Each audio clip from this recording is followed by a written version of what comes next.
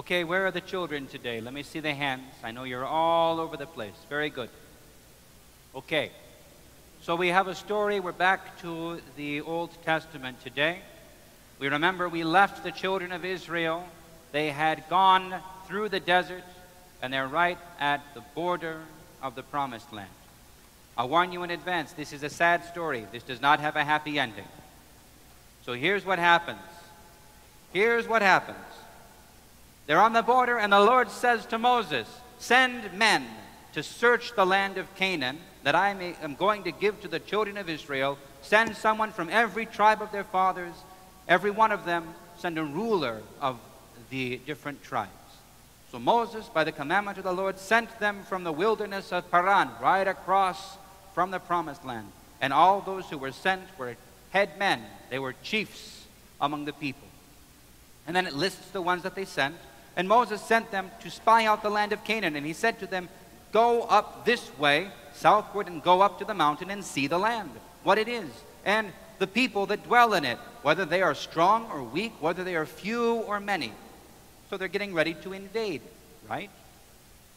And see what the land is like, whether it's good or bad, and what cities there are, what cities they live in, and whether they live in tents or whether they live in strong places, and what the land is like, whether it is fat or lean, whether there's wood in it or not. And be of good courage, and bring something of the fruit of the land back. And the time was the time of the grapes. So it's towards the end of summer, right? I don't know when grapes grow. I think in late July, early August. So they went in and they cut down grapes and they saw things, and then they came back after 40 days, and they went and came to Moses and Aaron and all the congregation of the children of Israel, and they told them and said, "We came into the land that you sent us into, and indeed you're right. It's flowing with milk and honey. And this is the fruit of it." And they brought back the big grapes. "Nonetheless, the people are strong that dwell in the land, and the cities have walls, and they are very great. And there are giants there, and all the different tribes are there." So they said, "Be scared. I don't think we can do this." But one of them, named Caleb, told the people to be quiet and said, "Let us go up at once and possess it, for we are able to overcome it." But everyone else said, "No, we aren't able to go against. They are stronger than we are." So they brought an evil report of the land which they had searched out to the children of Israel, saying, "The land through which we have gone to search it, it is a land which will eat up the inhabitants of it, and all the people we saw in it are giants." Okay? So the people then, all the congregation, lifted up their voices and cried and wailed, and they cried all that night. And the children of Israel grumbled against Moses and against Aaron.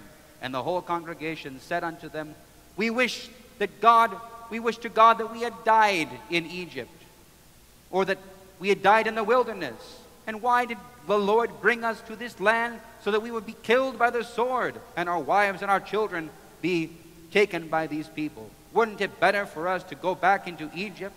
So they said to each other, "Let's pick a leader to take us back to Egypt." Okay. Now, this is after the miracles. This is after they saw God on the mountain, after they saw the water come out of the rock, after they've been eating manna, this bread that falls from heaven every single night. They've seen so many miracles. They've had victories against their enemies. And this is what they're saying. They know that God is with them, and they don't want to go in.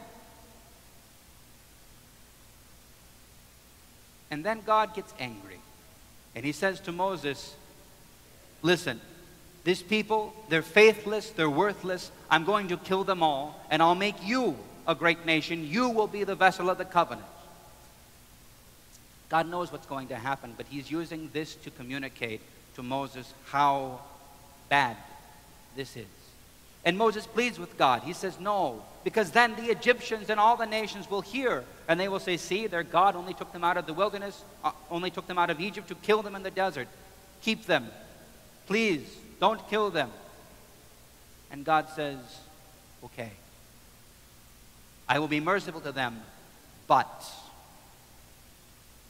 not a man, not a woman, None of those who have grumbled against me today will live to enter the promised land.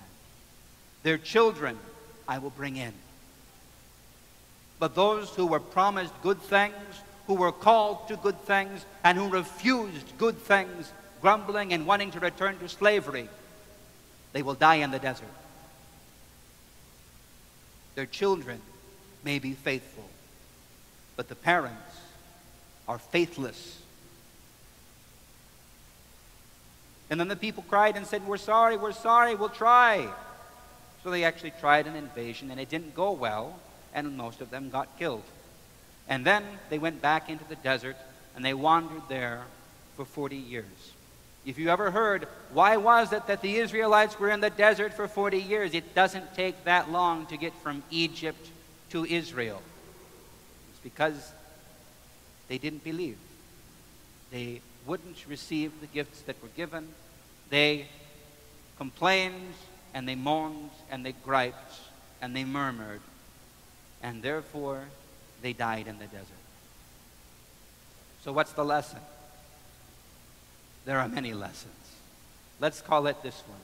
When God offers us something good, take it. Understand we may need to leave things behind that we want, but we have to follow Him.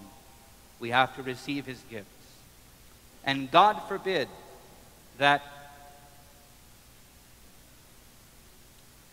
some people we respect, you all have good parents, I'm not worried about you, but God forbid people we respect refuse to do this. God forbid the whole world doesn't take Christianity seriously.